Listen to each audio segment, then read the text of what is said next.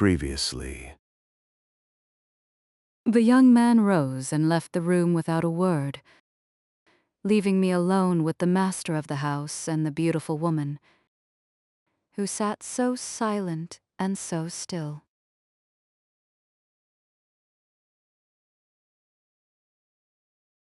While leading the way upstairs, she recommended that I should hide the candle and not make a noise, for her master had an odd notion about the chamber she would put me in, and never let anybody lodge there willingly.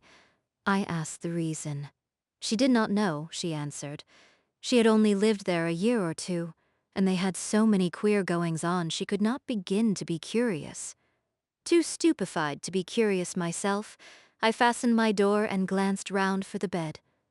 The whole furniture consisted of a chair, a clothes press, and a large oak case with squares cut out near the top resembling coach windows. Having approached this structure, I looked inside and perceived it to be a singular sort of old-fashioned couch, very conveniently designed to obviate the necessity for every member of the family having a room to himself. In fact, it formed a little closet, and the ledge of a window, which it enclosed, served as a table.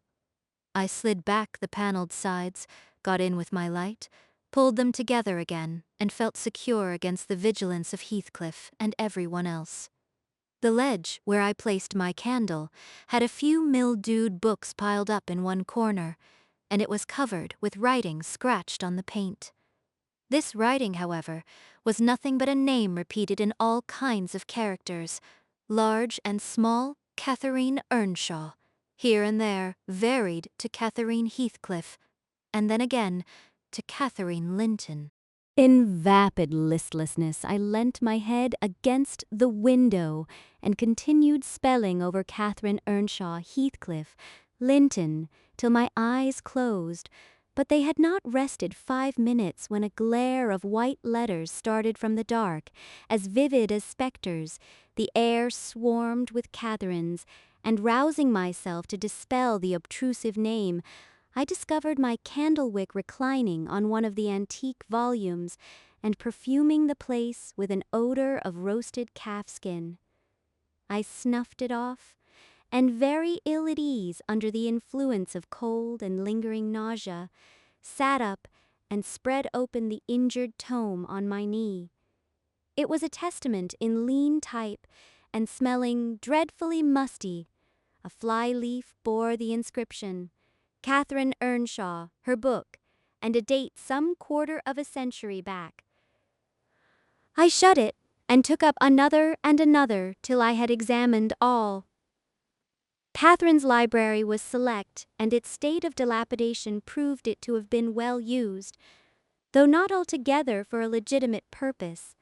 Scarcely one chapter had escaped a pen and ink commentary, at least the appearance of one, covering every morsel of blank that the printer had left. Some were detached sentences.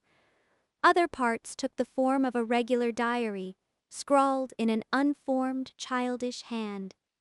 At the top of an extra page, quite a treasure, probably when first lighted on, I was greatly amused to behold an excellent caricature of my friend Joseph, rudely yet powerfully sketched. An immediate interest kindled within me for the unknown Catherine, and I began forthwith to decipher her faded hieroglyphics. An awful Sunday, commenced the paragraph beneath. I wish my father were back again. Hindley is a detestable substitute. His conduct to Heathcliff is atrocious. H and I are going to rebel. We took our initiatory step this evening. All day had been flooding with rain. We could not go to church, so Joseph must needs get up a congregation in the garret, and while Hindley and his wife basked downstairs before a comfortable fire, doing anything but reading their Bibles, I'll answer for it. Heathcliff, myself, and the unhappy ploughboy were commanded to take our prayer books and mount. We were ranged in a row on a sack of corn, groaning and shivering, and hoping that Joseph would shiver too, so that he might give us a short homily for his own sake. A vain idea. The service lasted precisely 3 hours, and yet my brother had the face to exclaim, when he saw us descending, "What, done already?" On Sunday evenings we used to be permitted to play if we did not make much noise. Now a mere titter is sufficient to send us into corners. "You forget you have a master here," says the tyrant. "I'll demolish the first who puts me out of temper. I insist on perfect sobriety and silence." "Oh boy, was that you? Francis, darling, pull his hair as you go by. I heard him snap his fingers." Francis pulled his hair heartily, and then went and seated herself on her husband's knee, and there they were, like 2 babies, kissing and talking nonsense by the hour. Foolish palaver that we should be ashamed of. We made ourselves as snug as our means allowed in the arch of the dresser. I had just fastened our pinafores together and hung them up for a curtain, in when comes Joseph, on an errand from the stables. He tears down my handiwork, boxes my ears, and croaks, "To Master Nobat just buried, and Sabbath not owered, and to sound of the gospel still ye lugs, and ye da be liking. Shame on ye! Sit ye down, ill childer. There's good books aniv if you'll read 'em. Sit ye down, and think o' yer sowls." Saying this, he compelled us so to square our positions that we might receive from the far-off fire a dull ray to show us the text of the lumber he thrust upon us. I could not bear the employment. I took my dingy volume by the scroop and hurled it into the dog kennel, vowing I hated a good book. Heathcliff kicked his to the same place. Then there was a hubbub. "Master Hindley," shouted our chaplain, "Master Coombe hither! Miss Cathy's riven the back off the helmet o' salvation, on Heathcliff's paused his fit into 2, first parted drood brood way to destruction. It's fair flaysome that ye let him go on this gate. Ec, the old man wad ha laced him properly, but he's gone." Hindley hurried up from his paradise on the hearth, and seizing one of us by the collar and the other by the arm, hurled both into the back kitchen, where Joseph asseverated "Oud Nick would fetch us as sure as we were living, and so comforted we each sought a separate nook to await his advent. I reached this book and a pot of ink from a shelf, and pushed the house door ajar to give me light, and I have got the time on with writing for 20 minutes. But my companion is impatient, and proposes that we should appropriate the dairywoman's cloak, and have a scamper on the moors under its shelter. A pleasant suggestion, and then if the surly old man come in, he may believe his prophecy verified. We cannot be damper or colder in the rain than we are here." I suppose Catherine fulfilled her project, for the next sentence took up another subject. She waxed lachrymose. How little did I dream that Hindley would ever make me cry so. She wrote, "My head aches till I cannot keep it on the pillow, and still I can't give over. Poor Heathcliff! Hindley calls him a vagabond, and won't let him sit with us, nor eat with us any more. And he says he and I must not play together, and threatens to turn him out of the house if we break his orders. He has been blaming our father. How dared he, for treating H too liberally, and swears he will reduce him to his right place. The P-anging." I began to nod drowsily over the dim page. My eye wandered from manuscript to print. I saw a red ornamented title, 70 times 7, and the first of the 71st. A pious discourse delivered by the Reverend Jabez Branderham in the chapel of Gimmerden South. And while I was, half-consciously worrying my brain to guess what Jabez Branderham would make of his subject, I sank back in bed and fell asleep. Alas, for the effects of bad tea and bad temper. What else could it be that made me pass such a terrible night? I don't remember another that I can at all compare with it since I was capable of suffering. I began to dream almost before I ceased to be sensible of my locality. I thought it was morning, and I had set out on my way home with Joseph for a guide. The snow lay yards deep in our road, and as we floundered on, my companion wearied me with constant reproaches that I had not brought a pilgrim's staff, telling me that I could never get into the house without one, and boastfully flourishing a heavy-headed cudgel which I understood to be so denominated. For a moment I considered it absurd that I should need such a weapon to gain admittance into my own residence. Then a new idea flashed across me. I was not going there. We were journeying to hear the famous Jabez Branderham preach from the text 70 times 7, and either Joseph, the preacher, or I had committed the first of the 71st and were to be publicly exposed and excommunicated. We came to the chapel. I have passed it really in my walks twice or thrice. It lies in a hollow between two hills, an elevated hollow near a swamp, whose peaty moisture is said to answer all the purposes of embalming on the few corpses deposited there. The roof has been kept whole hitherto. But as the clergyman's stipend is only £20 per annum, and a house with 2 rooms, threatening speedily to determine into one, no clergyman will undertake the duties of pastor, especially as it is currently reported that his flock would rather let him starve than increase the living by 1 penny from their own pockets. However, in my dream, Jabez had a full and attentive congregation, and he preached. Good God, what a sermon!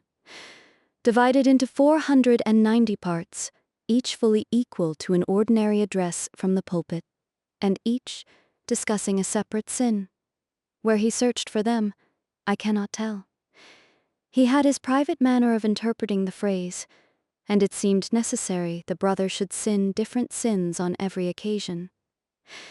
They were of the most curious character, odd transgressions that I never imagined previously.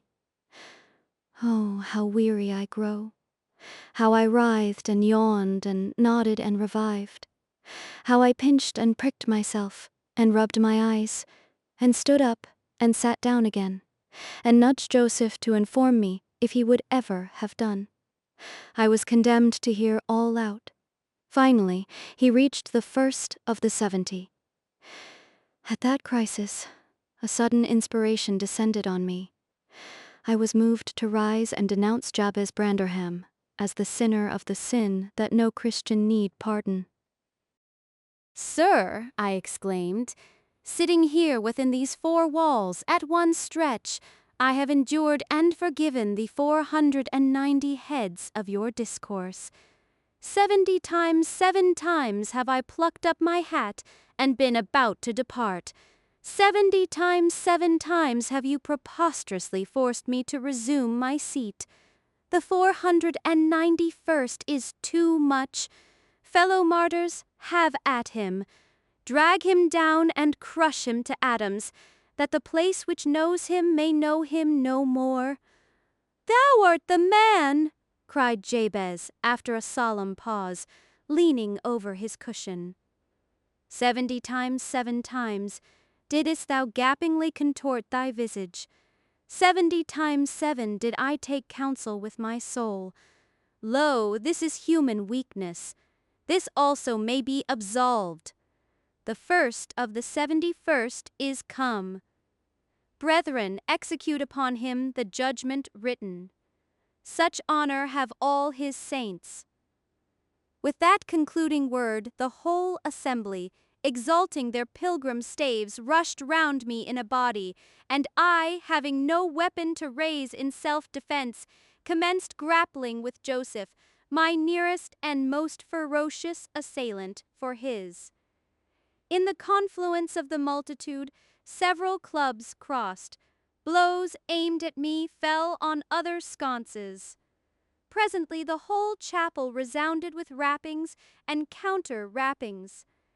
Every man's hand was against his neighbor, and Branderham, unwilling to remain idle, poured forth his zeal in a shower of loud taps on the boards of the pulpit, which responded so smartly that at last, to my unspeakable relief, they woke me. And what was it that had suggested the tremendous tumult? What had played Jabez's part in the row? Merely the branch of a fir tree that touched my lattice as the blast wailed by and rattled its dry cones against the panes. I listened doubtingly an instant, detected the disturber, then turned and dozed, and dreamt again, if possible, still more disagreeably than before. This time I remembered I was lying in the oak closet, and I heard distinctly the gusty wind and the driving of the snow. I heard also the fir bough repeat its teasing sound and ascribed it to the right cause. But it annoyed me so much that I resolved to silence it, if possible. And I thought, I rose and endeavored to unhasp the casement. The hook was soldered into the staple, a circumstance observed by me when awake, but forgotten. I must stop it, nevertheless, I muttered, knocking my knuckles through the glass and stretching an arm out to seize the importunate branch, instead of which my fingers closed on the fingers of a little ice-cold hand. The intense horror of nightmare came over me. I tried to draw back my arm, but the hand clung to it, and a most melancholy voice sobbed, "Let me in! Let me in! Who are you?" I asked, struggling meanwhile to disengage myself. "Catherine Linton," it replied shiveringly. Why did I think of Linton? I had read Earnshaw 20 times for Linton. "I'm come home. I'd lost my way on the moor." As it spoke, I discerned obscurely a child's face looking through the window. Terror made me cruel, and finding it useless to attempt shaking the creature off, I pulled its wrist on to the broken pane and rubbed it to and fro till the blood ran down and soaked the bedclothes. Still it wailed, "Let me in!" and maintained its tenacious gripe, almost maddening me with fear. "How can I?" said at length. "Let me go if you want me to let you in." The fingers relaxed. I snatched mine through the hole, hurriedly piled the books up in a pyramid against it, and stopped my ears to exclude the lamentable prayer. I seemed to keep them closed above a quarter of an hour, yet the instant I listened again, there was the doleful cry moaning on. "Begone!" I shouted. "I'll never let you in, not if you beg for 20 years. "It is 20 years, mourned the voice. 20 years. I've been a waif for 20 years. Thereat began a feeble scratching outside, and the pile of books moved as if thrust forward. I tried to jump up, but could not stir a limb, and so yelled aloud in a frenzy of fright. To my confusion, I discovered the yell was not ideal. Hasty footsteps approached my chamber door. Somebody pushed it open with a vigorous hand, and a light glimmered through the squares at the top of the bed. I sat shuddering yet, and wiping the perspiration from my forehead. The intruder appeared to hesitate, and muttered to himself. At last he said, in a half-whisper, plainly not expecting an answer, "Is anyone here?" I considered it best to confess my presence, for I knew Heathcliff's accents, and feared he might search further if I kept quiet. With this intention, I turned and opened the panels. I shall not soon forget the effect my action produced. Heathcliff stood near the entrance in his shirt and trousers, with a candle dripping over his fingers, and his face as white as the wall behind him. The first creak of the oak startled him like an electric shock. The light leaped from his hold to a distance of some feet, and his agitation was so extreme that he could hardly pick it up. "It is only your guest, sir," I called out, desirous to spare him the humiliation of exposing his cowardice further. I had the misfortune to scream in my sleep, owing to a frightful nightmare. "I'm sorry I disturbed you." "Oh, God confound you, Mr. Lockwood. I wish you were at the," commenced my host, setting the candle on a chair, because he found it impossible to hold it steady. "And who showed you up into this room?" he continued, crushing his nails into his palms and grinding his teeth to subdue the maxillary convulsions. "Who was it? I've a good mind to turn them out of the house this moment." "It was your servant Zillah," I replied, flinging myself onto the floor and rapidly resuming my garments. "I should not care if you did, Mr. Heathcliff. She richly deserves it. I suppose that she wanted to get another proof that the place was haunted at my expense. Well, it is swarming with ghosts and goblins. You have reason in shutting it up, I assure you. No one will thank you for a doze in such a den." "What do you mean?" asked Heathcliff. "And what are you doing? Lie down and finish out the night, since you are here. But for heaven's sake, don't repeat that horrid noise. Nothing could excuse it unless you were having your throat cut. If the little fiend had got in at the window, she probably would have strangled me," I returned. "I'm not going to endure the persecutions of your hospitable ancestors again. Was not the Reverend Jabez Branderham akin to you on the mother's side? And that minx, Catherine Linton, or Earnshaw, or however she was called, she must have been a changeling, wicked little soul. She told me she had been walking the earth these 20 years, a just punishment for her mortal transgressions, I've no doubt." Scarcely were these words uttered when I recollected the association of Heathcliff's with Catherine's name in the book, which had completely slipped from my memory till thus awakened. I blushed at my inconsideration, but, without showing further consciousness of the offense, I hastened to add, "The truth is, sir, I passed the first part of the night in," here I stopped afresh. I was about to say perusing those old volumes. Then it would have revealed my knowledge of their written, as well as their printed contents.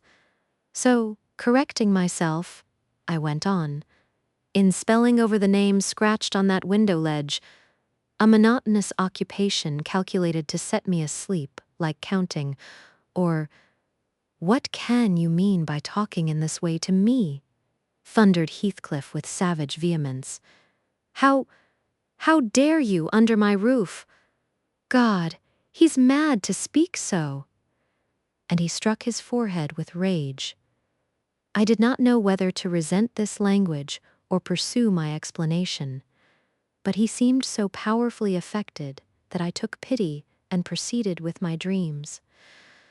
Affirming I had never heard the appellation of Catherine Linton before, but reading it often over produced an impression which personified itself when I had no longer my imagination under control. Heathcliff gradually fell back into the shelter of the bed as I spoke, finally sitting down almost concealed behind it. I guessed, however, by his irregular and intercepted breathing, that he struggled to vanquish an excess of violent emotion.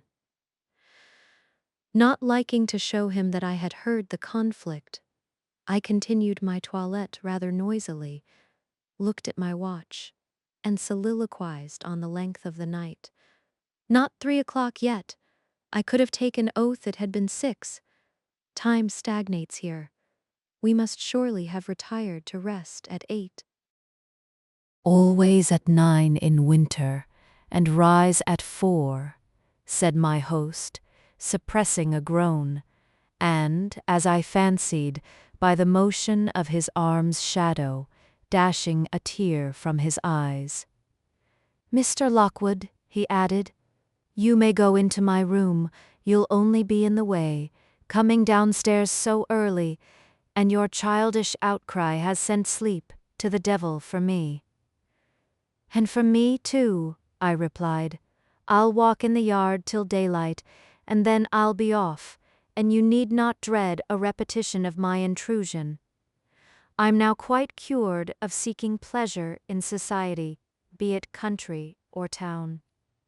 A sensible man ought to find sufficient company in himself." "Delightful company," muttered Heathcliff. "Take the candle, and go where you please. I shall join you directly. Keep out of the yard, though.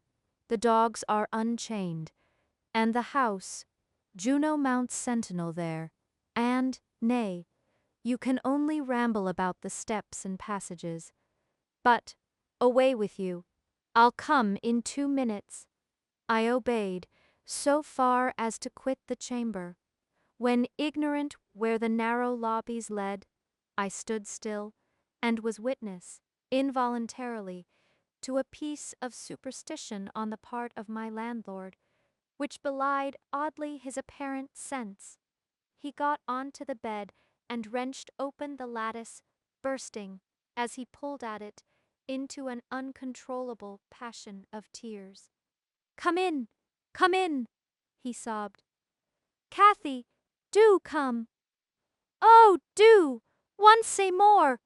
Oh, my heart's darling! Hear me this time, Catherine! At last!" The spectre showed a spectre's ordinary caprice. It gave no sign of being, but the snow and wind whirled wildly through, even reaching my station, and blowing out the light. There was such anguish in the gush of grief that accompanied this raving that my compassion made me overlook its folly, and I drew off, half angry to have listened at all, and vexed at having related my ridiculous nightmare, since it produced that agony. Though why was beyond my comprehension, I descended cautiously to the lower regions and landed in the back kitchen, where a gleam of fire raked compactly together enabled me to rekindle my candle. Nothing was stirring except a brindled gray cat, which crept from the ashes, and saluted me with a querulous mew. 2 benches, shaped in sections of a circle, nearly enclosed the hearth. On one of these I stretched myself, and Grimalkin mounted the other. We were both of us nodding ere anyone invaded our retreat, and then it was Joseph, shuffling down a wooden ladder that vanished in the roof, through a trap. The ascent to his garret, I suppose. He cast a sinister look at the little flame which I had enticed to play between the ribs, swept the cat from its elevation, and bestowing himself in the vacancy, commenced the operation of stuffing a 3-inch pipe with tobacco. My presence in his sanctum was evidently esteemed a piece of impudence too shameful for remark. He silently applied the tube to his lips, folded his arms, and puffed away. I let him enjoy the luxury unannoyed, and after sucking out his last wreath and heaving a profound sigh, he got up and departed as solemnly as he came. A more elastic footstep entered next, and now I opened my mouth for a good morning, but closed it again, the salutation unachieved. For Hareton Earnshaw was performing his orison sotto voce in a series of curses directed against every object he touched, while he rummaged a corner for a spade or shovel to dig through the drifts. He glanced over the back of the bench, dilating his nostrils, and thought as little of exchanging civilities with me as with my companion the cat. I guessed by his preparations that egress was allowed, and leaving my hard couch, made a movement to follow him. He noticed this, and thrust at an inner door with the end of his spade, intimating by an inarticulate sound that there was the place where I must go if I changed my locality. It opened into the house, where the females were already astir. Zillah urging flakes of flame up the chimney with a colossal bellows, and Mrs. Heathcliff kneeling on the hearth, reading a book by the aid of the blaze.